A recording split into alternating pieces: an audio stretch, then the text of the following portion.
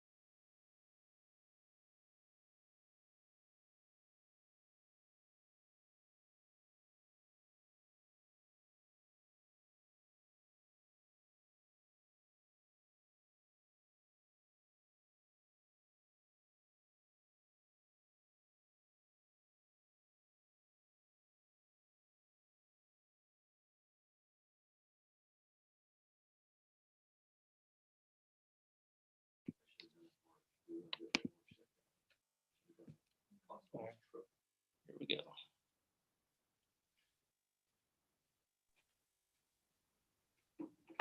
All right, everybody. Sorry about the delay there. Working through a couple technical issues. But Steve,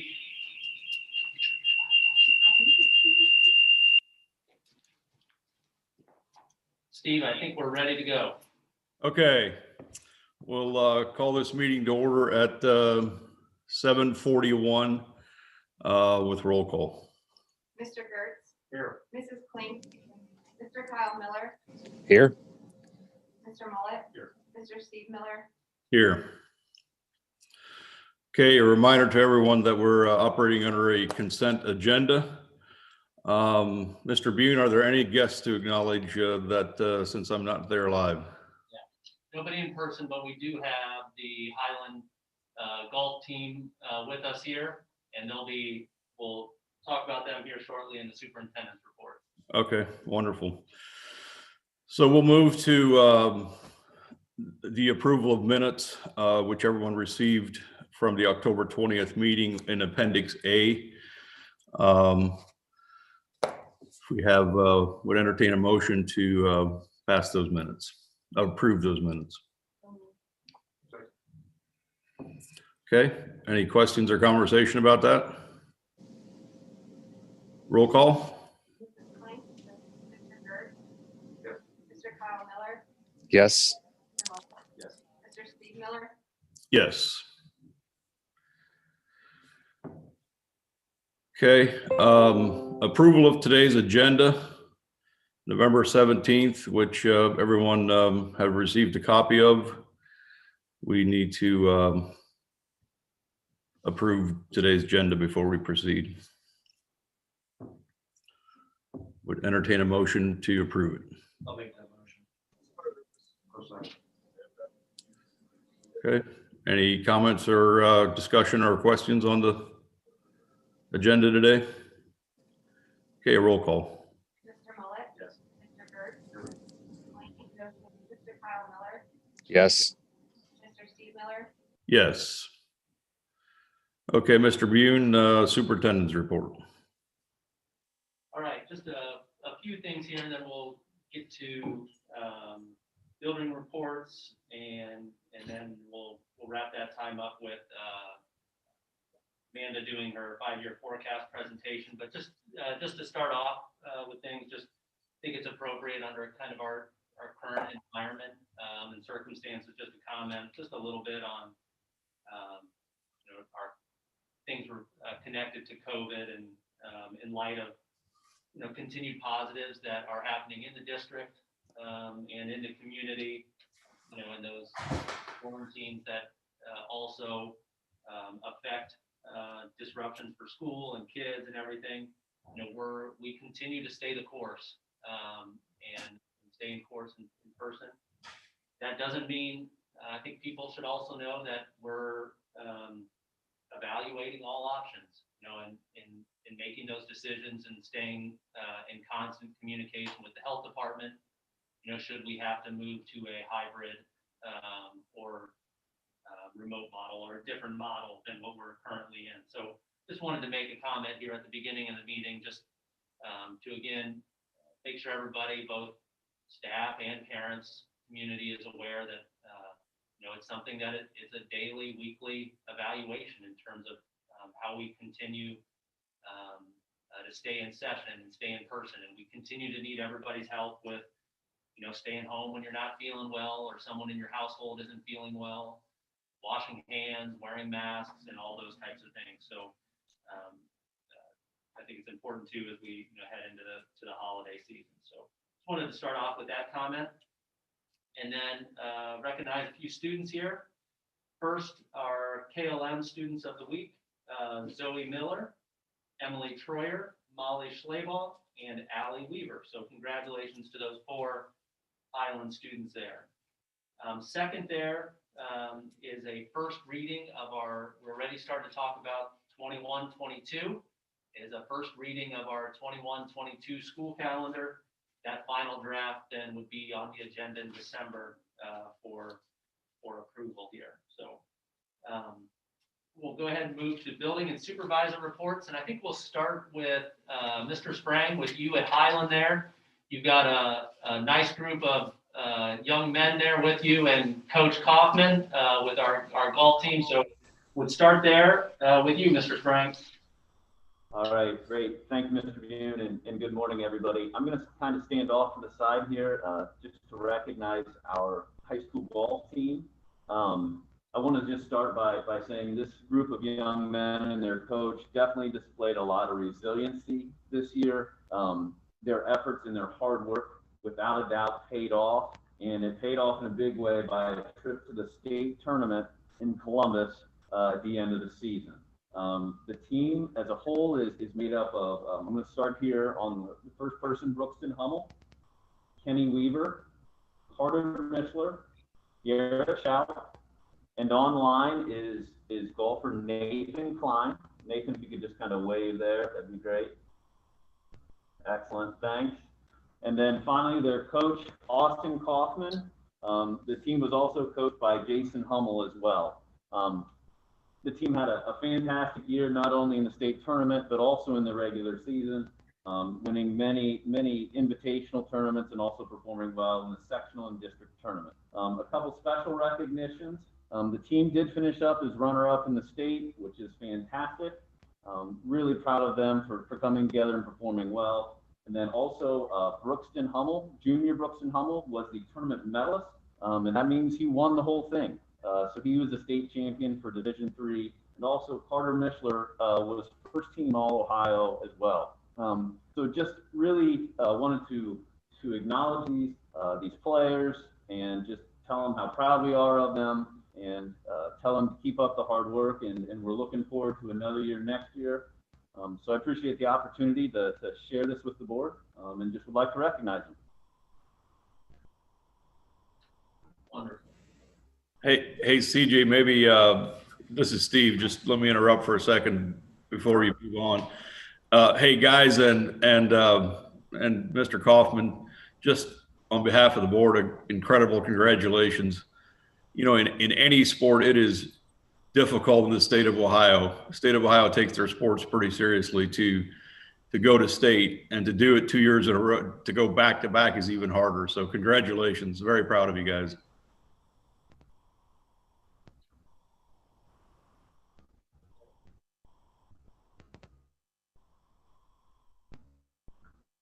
All right. Mr. Sprang, I don't know if Coach Kaufman wants to say anything, or any of the kids want to say anything. Yeah, no, I'm extremely proud of these guys as well. You know, we had 147 wins this year and only 13 losses, and we were 10-1 during the normal season. But you know, their efforts are amazing, and they're even out there right now when it's cold golfing. So I expect another great year next year. Very good. Thank you. All right, we'll do our normal building and supervisor reports here. So Mr. Lunabor. Okay, good morning, everybody. Glad to see everybody's healthy and at work today. Just a couple of things taking place at Mount Hope and Chestnut Ridge. Just here recently, we had our third grade lit day at Chestnut Ridge, and the third and fourth graders at Mount Hope take part in that since it's a split classroom. Those went really well. They were remotely done. Our parent coordinators did an awesome job, and everybody had a really good time with that. So being able to get those things in was a big thing for us. Parent-teacher conferences also took place here recently. And, I got to give kudos to our teachers. Kind of at the last minute, we switched from in-person conferences to remote.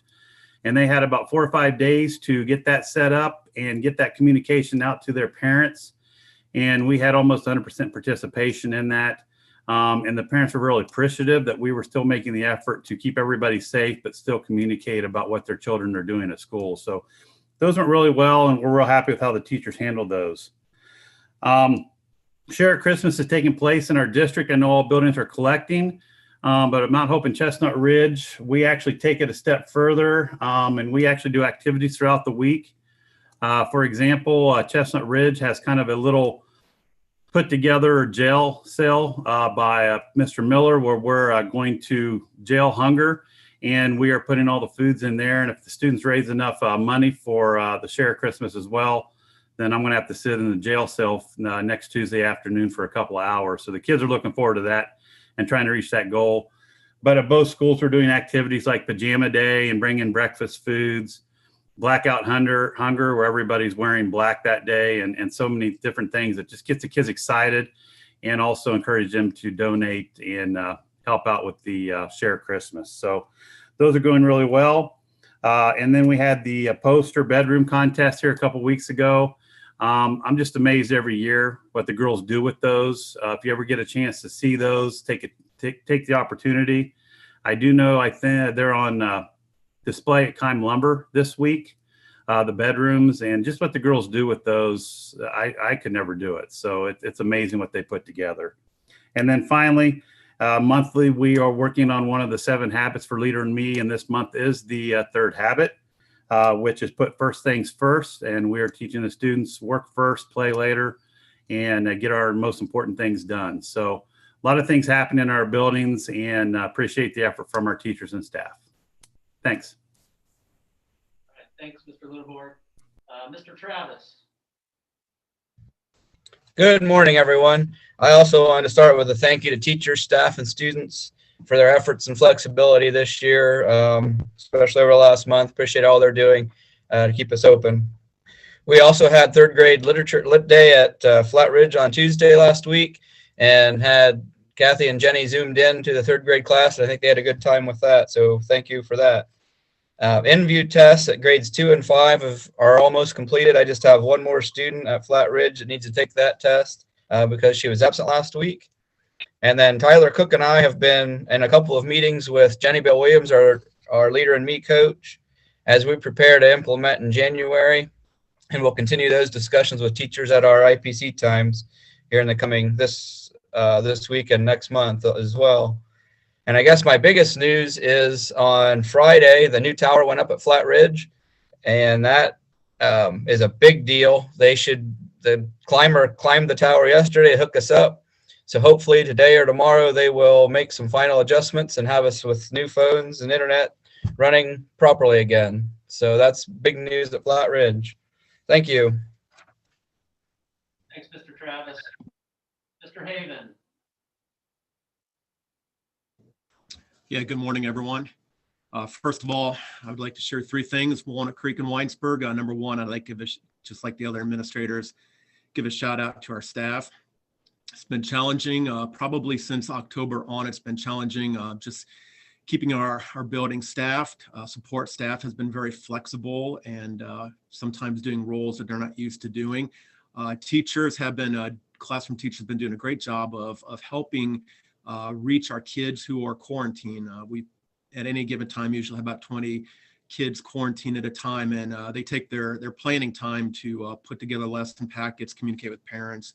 So again, it's not easy, but they do a great job of that, which leads to my other 2 points. Even though it is a challenge for both buildings right now, things are going great because we're here and the kids come here every day and they have smiles on their faces and they instill energy in us. So with that in mind, we need to share our joy with others. So here at Walnut Creek, we're right on top of the hill, right below us is Walnut Hills. And we hear the squad go back and forth quite a bit. And Kyle, I know this is something your dad may have started here years ago, but I know this building prays every time they hear the squad go down there. But what we've done is, one thing we've done is we couldn't go down this year for a parade, but both buildings, Walnut Creek and Winesburg, we created a card parade. So we sent down, a couple of weeks ago, we sent down probably at least 200 to 300 cards for the residents and the workers down there to share and just to share our sunshine. And also we're doing our canned food drive like the other buildings, because again, we don't see the recipients of the gifts we have here, but just like a farmer, we throw those seeds out there and we know those crops come up. So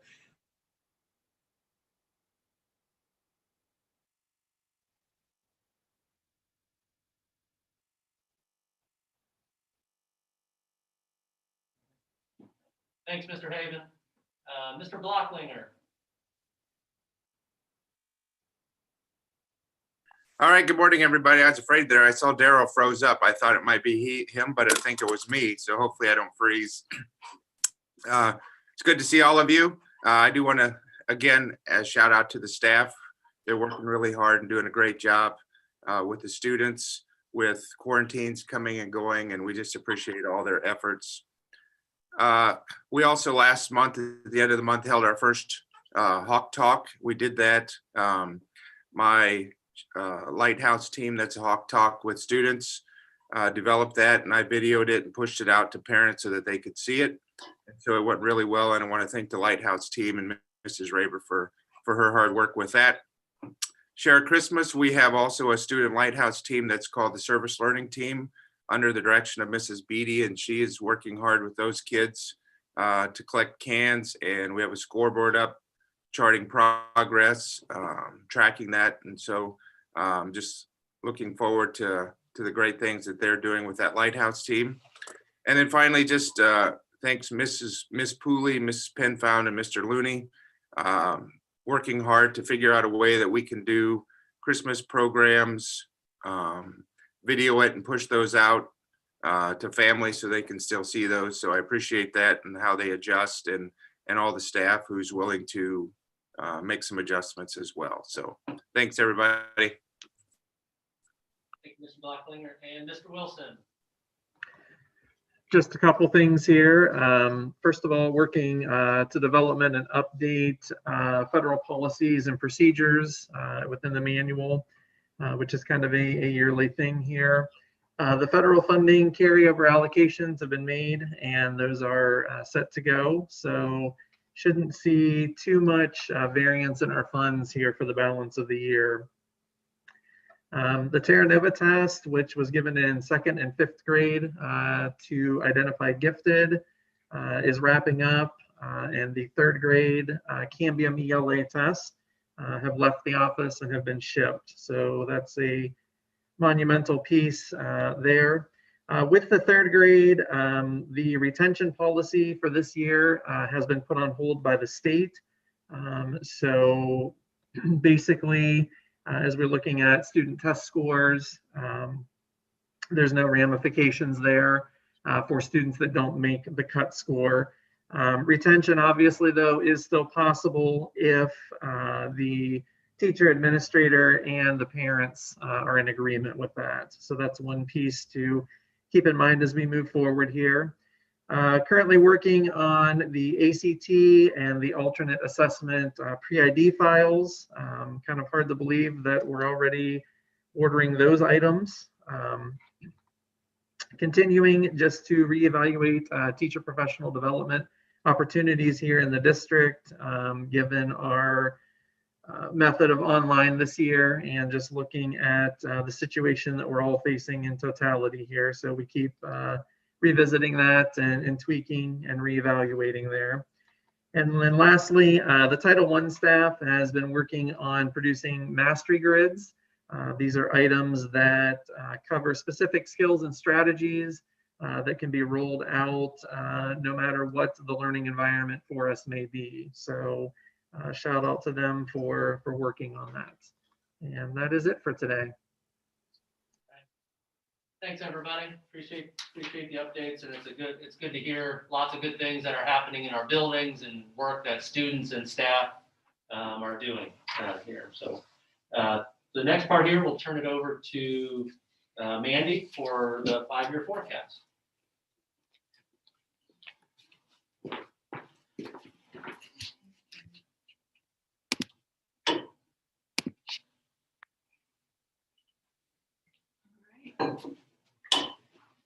All right, well, good morning, everyone.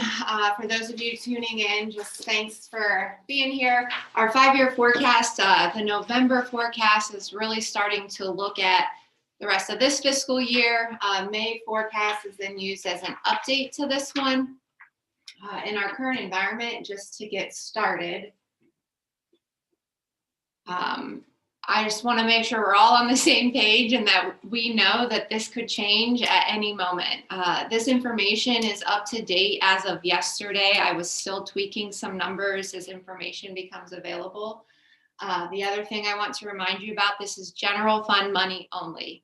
I say that because our general fund is our catch-all. So if any of our other funds are having issues, are going into the red, the general fund is what has to pick that up.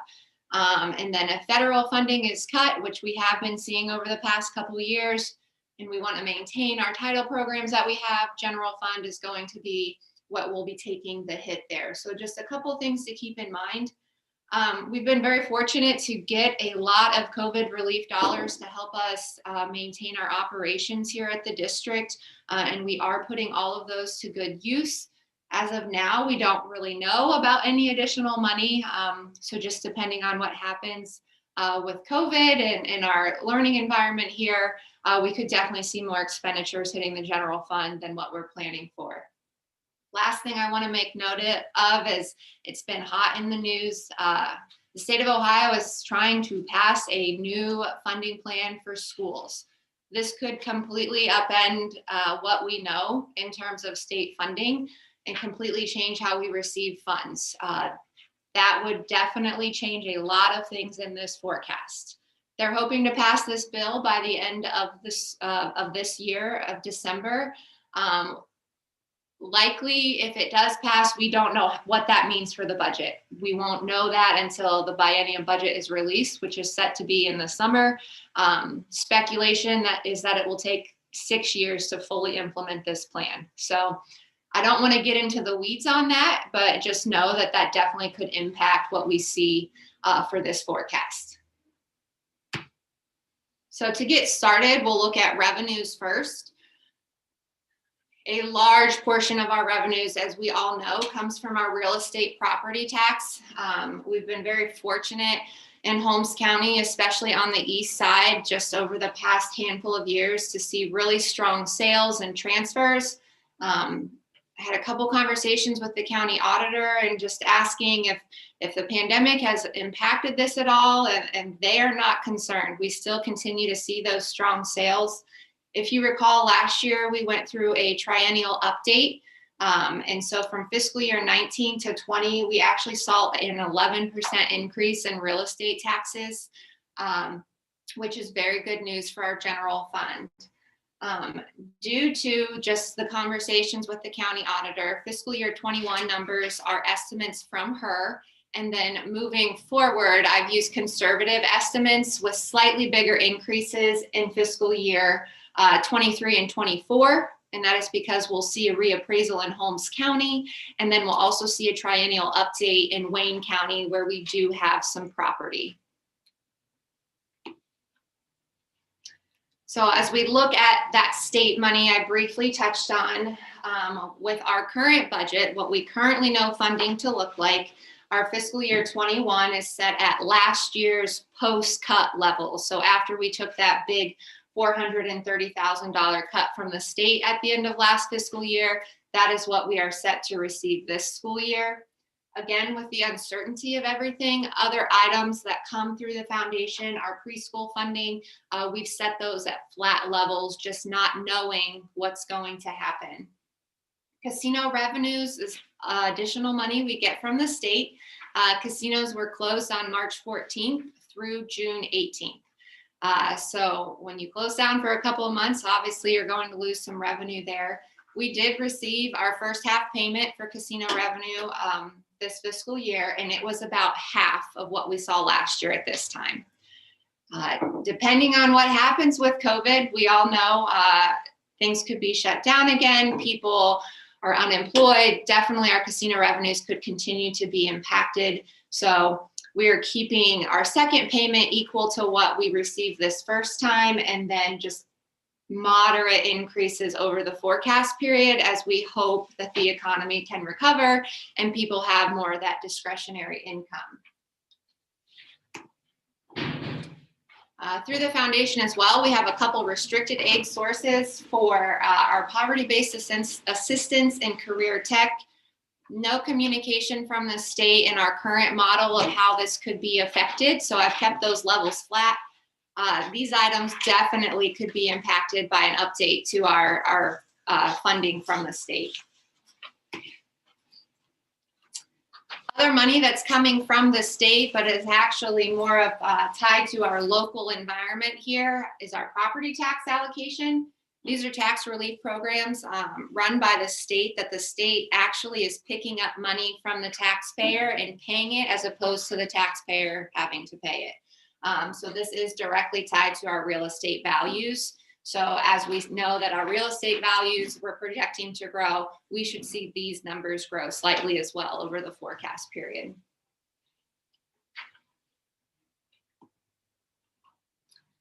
All other revenues, this is a bit of a catch-all that we use in the past. We've seen this vary greatly. You just never know from donations, your different types of fees. This definitely can vary. Our biggest two items here that impact this number are our open enrollment numbers and then our interest revenue. Open enrollment, we've seen increase 5% over the last 3 years. So we are projecting a modest increase here. We are really trying to control the number of kids, especially in our current environment, that we're accepting, just so we can maintain staffing levels. I will tell you, open enrollment is definitely something that will be impacted by the new funding plan. And we're not entirely certain what that will look like, but that's definitely something where we could see our revenue change.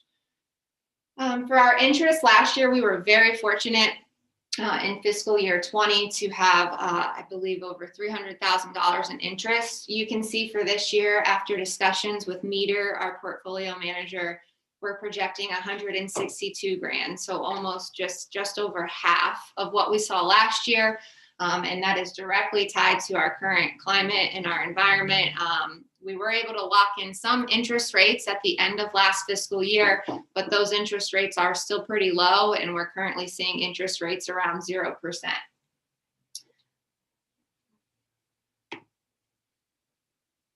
And then lastly, for our revenue sources, refund of prior year expenditures. This is the big line item here. And for fiscal year 21, you can see a large number, and that's because we are set to receive our third BWC dividend check for 2020, and that's supposed to come in December, and that's where this will actually get posted, and we'll see that hit.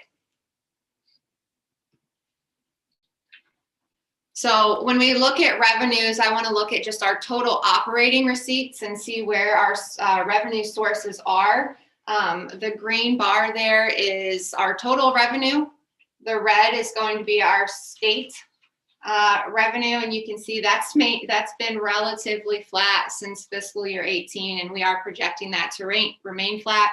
If you go back even further, you will see that state revenue has been flat or has actually been decreasing for a really long time at this point. I am hopeful that we'll know a little more in May, and so maybe we could make an adjustment here.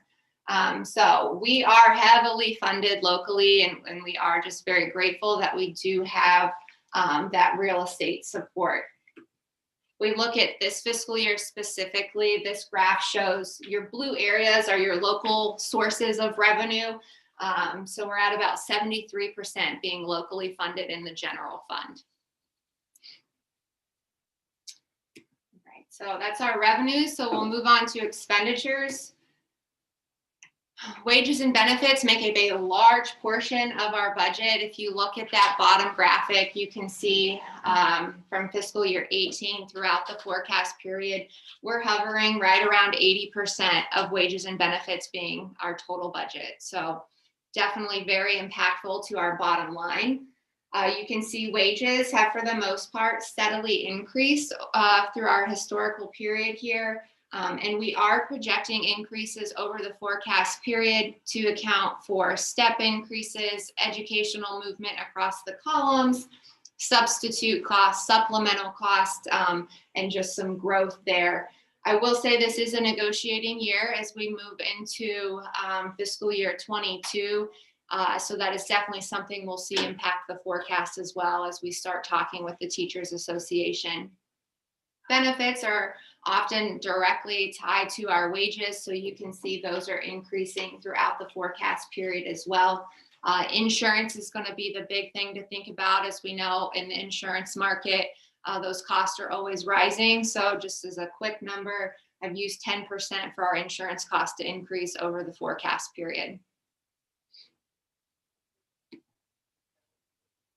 Purchase services is the next item that takes up a big chunk of our budget.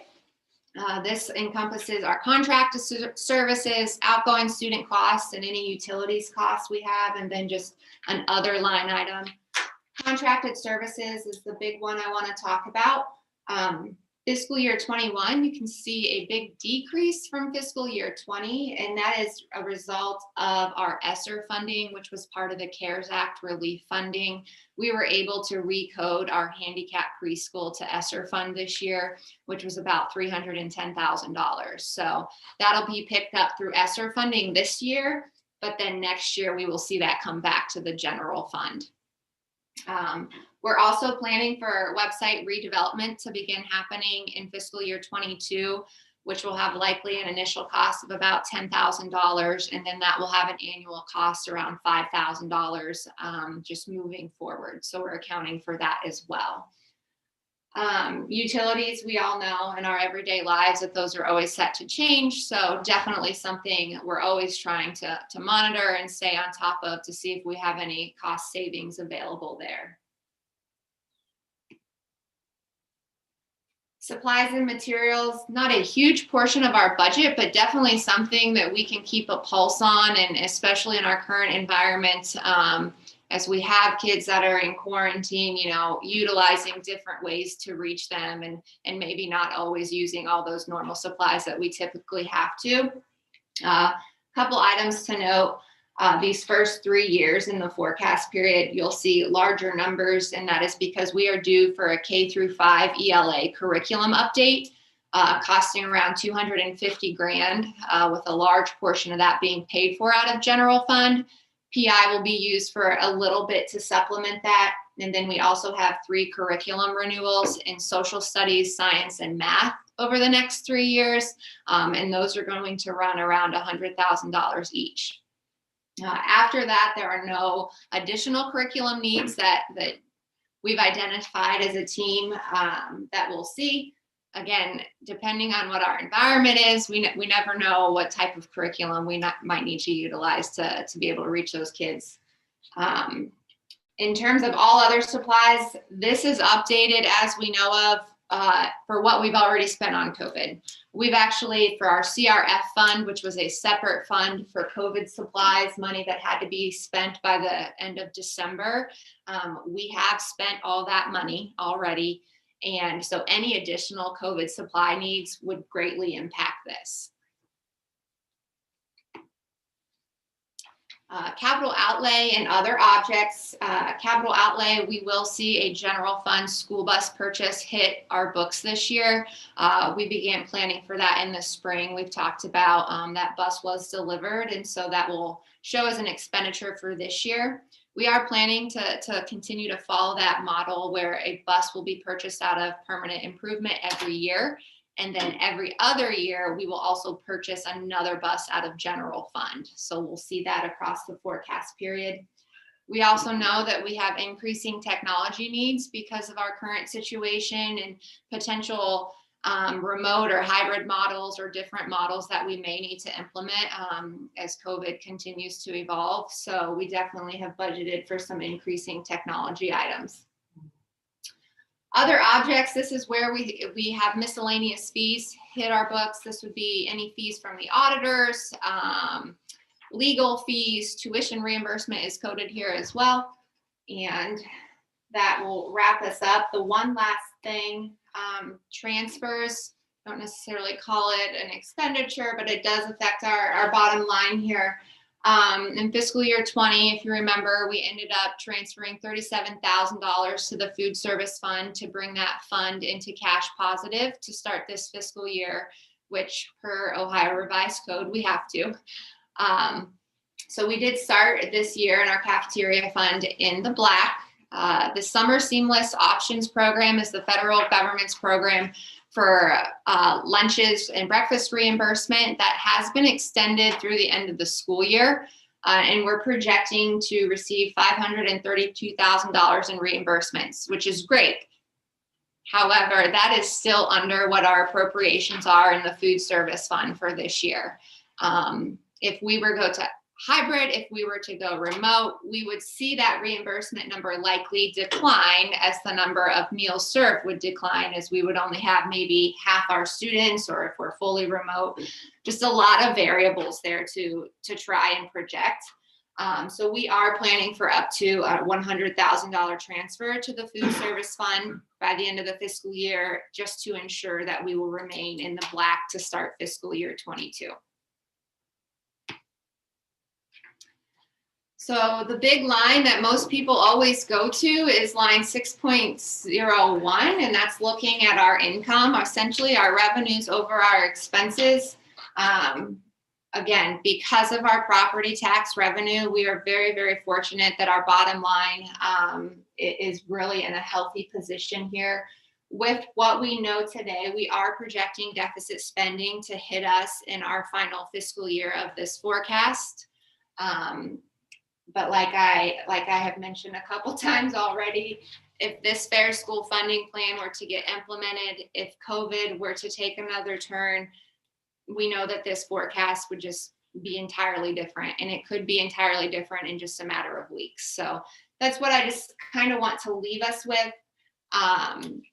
Again, very thankful that we are where we are, but definitely need to remain diligent in how we're handling our different needs. So I'll turn it back over to Eric if you'd like to say anything. Thanks for all your work on that, Mandy. Sure. Nice presentation of where we're at financially, and just the different, lots of moving pieces and parts right now with a lot of uncertainty, whether that's on the funding side or potential expenses that may hit us in the future. So thank you. Well, if anybody has any questions for Mandy at all. Thank you, man. Very good job. Very good. All right, Steve, I think we're good to keep moving here. Okay, well, we'll just, Amanda, you can continue. We'll go to the treasurer's report. Alrighty. So I do ask for your approval for our October financials and reconciliation report. We had 2 then and nows, and these are directly tied to our Leader in Me program. Just as Eric was working through that with the staff, not knowing what the final amount was going to be, not knowing when we were going to implement it, we decided it was better just till we had a better idea to get those in. Again, the forecast just presented to you, I would ask for board approval so we can get that submitted to the state. And then I would ask that you accept the following donation from Berlin Main Street Merchants, $1,000 for Chromebooks at Berlin Elementary. That we're very, very grateful that they're being so gracious. Okay. Any questions on the 5-year forecast for Amanda or any of the other items 1 through 4 there? If not, I would entertain a motion to pass 1 through 4 under the treasurer's report.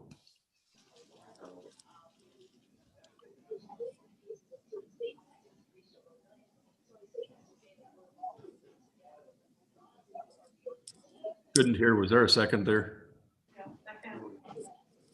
Okay. Roll call. Mr. Kyle Miller, Yes. Mr. Mullet, Mr. Steve Miller, Yes. Okay, Mr. Bune, new business consent agenda. Yes, we're just asking to take 1 through 5 there, just highlight number 1 there.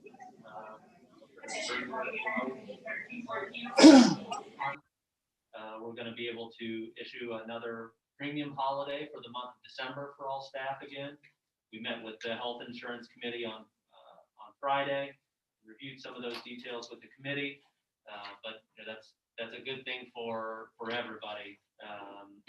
We're able to do that again in December. Number 2 there is just our organizational meeting on January 12th, and then the last 3 there are all routine items there.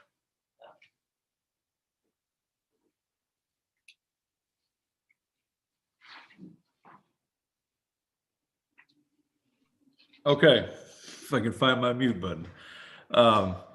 Any questions or discussion for Mr. Bune on items 1 through 5?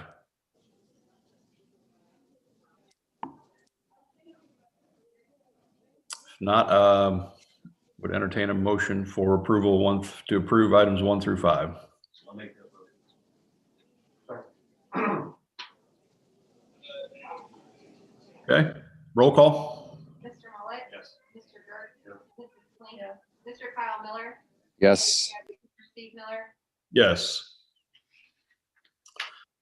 Okay, personnel items.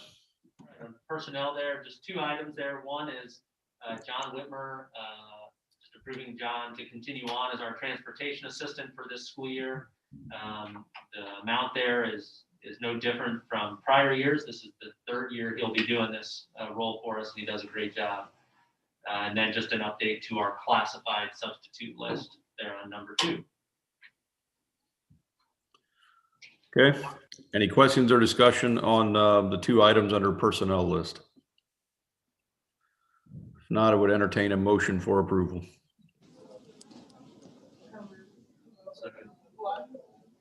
Okay, first and a second. Roll call. Mrs. Klink, Mr. Mullet, Mr. Gerg, Mr. Kyle Miller, Yes. Mr. Steve Miller, Yes. Look, Superintendent recommends that the Board of Education go into executive session for any of the following matters to consider: appointment, employment, dismissal, discipline, promotion, demotion, or compensation of a public employee or official. okay, motion was made. Is there a second?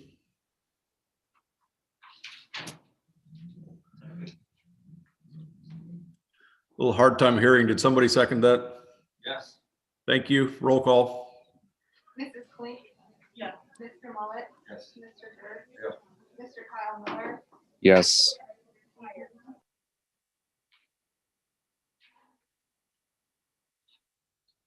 Mr. Steve Miller, Yes. Before everyone leaves, just most of you have said it to your staff, but just to thank you for the flexibility and the and all the efforts that you are and will continue through this rather challenging COVID time. But it is great to continue to have our students be learning and be taught on a daily basis with some interruptions here and there, but still have them there and be taught. So thank you all. Thanks, everybody. Safe, welcoming for our customers.